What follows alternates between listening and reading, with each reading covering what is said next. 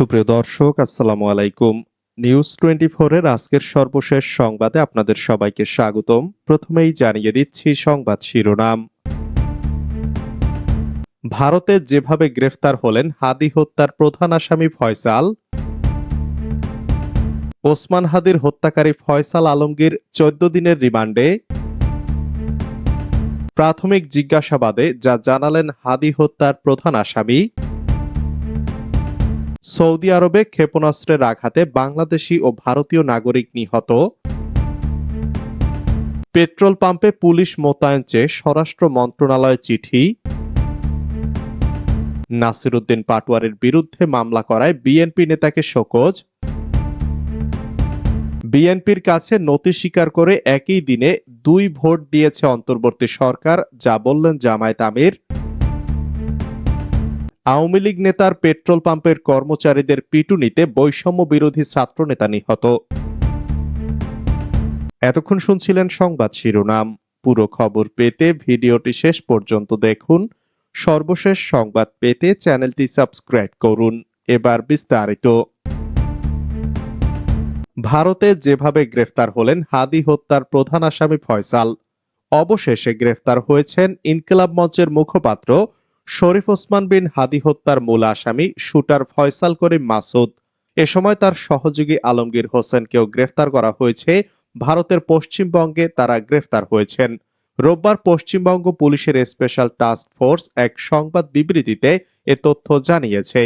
বিজ্ঞপ্তিতে বলা হয়, শনিবার রাতে পশ্চিমবঙ্গের উত্তর 24 পরগনা জেলার বনগাঁ থেকে তাদের গ্রেফতার করা হয়। এতে বলা হয়েছে, গোপন সূত্রে এসটিএফ খবর পায় বাংলাদেশে চাঁদাবাজি ও খুন সহ একাধিক গুরুতর অপরাধ সংগঠনের পর 2 জন বাংলাদেশি নাগরিক দেশ থেকে পালিয়ে অবৈধভাবে ভারতে প্রবেশ করেছে। বর্তমানে বনগাঁ সীমান্ত এলাকায় আশ্রয় নেয়ার চেষ্টা করছে। তারা সুযোগ পেলে পুনরায় বাংলাদেশে ফিরে যেতে পারে বলেও তথ্য পায় পুলিশ। এ তথ্যের ভিত্তিতে অভিযান চালিয়ে 7 মার্চ রাত এবং 8 মার্চ ভোরের মধ্যবর্তী সময়ে বনগাঁ এলাকা থেকে তাদের আটক করা হয়। তারা হলেন রাহুল ওরফে ফয়সাল করিম মাসুদ, যিনি বাংলাদেশের পটুয়াখালীর বাসিন্দা, এবং ঢাকার বাসিন্দা আলমগীর হোসেন। প্রাথমিক জিজ্ঞাসাবাদে জানা গেছে, ফয়সাল করিম মাসুদ এবং আলমগীর হোসেন বাংলাদেশের রাজনৈতিক কর্মী ওসমান হাদি হত্যাকাণ্ডে জড়িত ছিলেন। হত্যাকাণ্ডের পর তারা পালিয়ে যান এবং মেঘালয় সীমান্ত দিয়ে অবৈধভাবে ভারতে প্রবেশ করেন। পরে ভারতের বিভিন্ন স্থান ঘুরে পশ্চিমবঙ্গের বনগাঁ এলাকায় আসেন এবং সেখান থেকে আবার বাংলাদেশে ফিরে যাওয়ার পরিকল্পনা করছিলেন।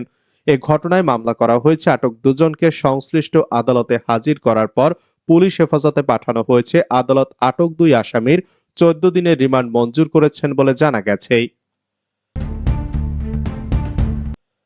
প্রাথমিক জিজ্ঞাসাবাদে যা জানালেন হাদি হত্যার প্রধান আসামি। ইনকিলাব মঞ্চের মুখপাত্র শরীফ ওসমান হাদি হত্যা মামলার প্রধান আসামি ফয়সাল করিম মাসুদ ও তার সহযোগী আলমগীর হোসেনকে গ্রেফতার করেছে ভারতের পুলিশ। শনিবার রাতে দেশটির পশ্চিমবঙ্গ পুলিশের স্পেশাল টাস্ক ফোর্সের সদস্যরা তাদের বনগাঁ সীমান্ত এলাকা থেকে গ্রেফতার করে। রোববার ভারতীয় সংবাদ সংস্থা এএনআই এক্সে দেওয়া এক পোস্টে বিষয়টি নিশ্চিত করেছে। পোস্টে তারা এফটিএফ এর একটি সংবাদ বিজ্ঞপ্তি তুলে ধরেছে। সংবাদ বিজ্ঞপ্তিতে বলা হয়েছে, তাদের ভারতের পশ্চিমবঙ্গ রাজ্যের বনগাঁ সীমান্ত এলাকা থেকে গ্রেফতার করা হয়েছে। প্রাথমিক জিজ্ঞাসাবাদে তারা স্বীকার করেছেন যে তারা বাংলাদেশের রাজনৈতিক কর্মী ওসমান হাদিকে হত্যা করে পালিয়ে যায়। এরপর তারা মেঘালয় সীমান্ত দিয়ে অবৈধভাবে ভারতে প্রবেশ করে। ভারতের বিভিন্ন এলাকা ঘুরে শেষ পর্যন্ত পশ্চিমবঙ্গের বনগাঁ এলাকায় এসে অবস্থান নেয়।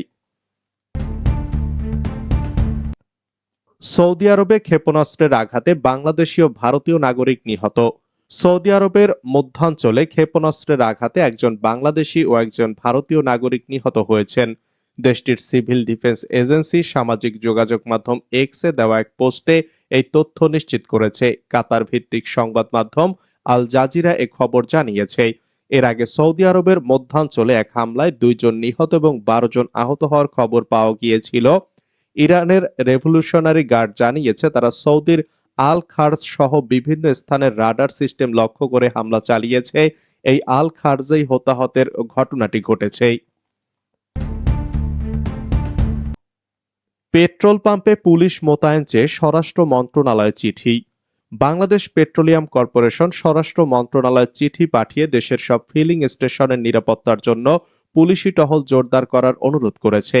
রোববার পাঠানো চিঠিতে বলা হয়, দেশে জ্বালানি তেল বিপণনে উদ্ভূত পরিস্থিতিকে বিভিন্ন গণমাধ্যম, সামাজিক যোগাযোগ মাধ্যমে জ্বালানি তেলের মজুদ পরিস্থিতি নিয়ে নেতিবাচক সংবাদ প্রচার হয় ভোক্তা গ্রাহকদের মধ্যে অতিরিক্ত পরিমাণ জ্বালানি তেল গ্রহণের প্রবণতা লক্ষ্য করা যাচ্ছে। ফলে ডিলাররা বিগত সময়ের তুলনায় অতিরিক্ত পরিমাণ জ্বালানি তেল ডিপো থেকে সংগ্রহের চেষ্টা করছেন। তাছাড়া কিছু কিছু ভোক্তা ডিলার ফিলিং স্টেশন থেকে প্রয়োজনের অতিরিক্ত জ্বালানি তেল সংগ্রহ করে অননুমোদিতভাবে মজুত করার চেষ্টা করছেন বলে খবর প্রকাশ হচ্ছে। বিপিসি জানিয়েছে, ফিলিং স্টেশন থেকে সরবরাহ সীমিত করার কারণে কর্মচারী ও গ্রাহকের মধ্যে বিভিন্ন অনভিপ্রেত ঘটনা ঘটছে। এই পরিস্থিতিতে ফিলিং স্টেশনগুলোতে নিরাপত্তা নিশ্চিত করার জন্য পুলিশি টহল জোরদার করা প্রয়োজন। চিঠিতে স্বরাষ্ট্র মন্ত্রণালয়কে প্রয়োজনীয় ব্যবস্থা গ্রহণের জন্য অনুরোধ করা হয়েছে। নাসিরউদ্দিন পাটোয়ারির বিরুদ্ধে মামলা করায় বিএনপি নেতাকে শোকজ। জাতীয় নাগরিক পার্টির মুখ্য সমন্বয়ক নাসিরউদ্দিন পাটোয়ারির বিরুদ্ধে মামলা দায়ের করায় বিএনপির ঢাকা মহানগর দক্ষিণের রমনা থানার সভাপতি আশরাফুল ইসলামকে শোকজ করেছে দলটি। রবিবার রাতে দলের সিনিয়র যুগ্ম মহাসচিব ও প্রধানমন্ত্রীর রাজনৈতিক উপদেষ্টা অ্যাডভোকেট রুহুল কবির রিজভীর সই করা বিজ্ঞপ্তিতে এই শোকজ করা হয়েছে। বিজ্ঞপ্তিতে উল্লেখ করা হয়, 8 মার্চ সকালে আপনি দলের অনুমতি না নিয়ে স্বপ্রণোদিত হয়ে এনসিপির মুখ্য সংগঠক নাসিরউদ্দিন পাটোয়ারির বিরুদ্ধে একটি মামলা দায়ের করেছেন।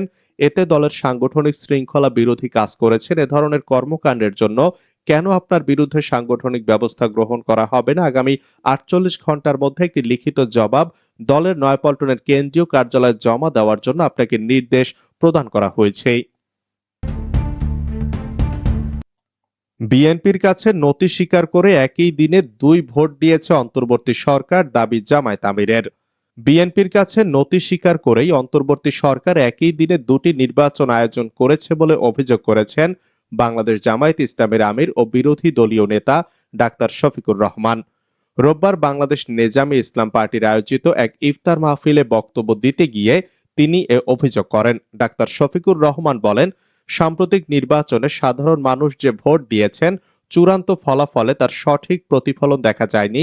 এ বিষয়ে সরকারের প্রতি জনগণের প্রত্যাশা বিবেচনায় নেওয়ার আহ্বান জানান তিনি বলেন, দেশ পরিচালনায় জনগণের চাওয়ার প্রতিফলন না ঘটলে গণপ্রতিরোধ গড়ে তোলা হতে পারে। আওয়ামী লীগ নেতার পেট্রোল পাম্পের কর্মচারীদের পিটুনিতে বৈষম্য বিরোধী ছাত্র নেতা নিহত। ঝিনাইদহে পেট্রোল পাম্পে তেল কিনতে এসে কথা কাটাকাটির জের ধরে পিটুনিতে আল মিরাজ নামে এক যুবক নিহত হয়েছেন। নীরব বৈষম্য বিরোধী ছাত্র আন্দোলন ঝিনাইদহ সদর উপজেলা কমিটির যুগ্ম মুখ্য সংগঠক শনিবার রাতে ঝিনাইদহ শহরের কেন্দ্রীয় বাস টার্মিনাল এলাকায় মেসার্স তাজ ফিলিং স্টেশনে এই ঘটনাটি ঘটে।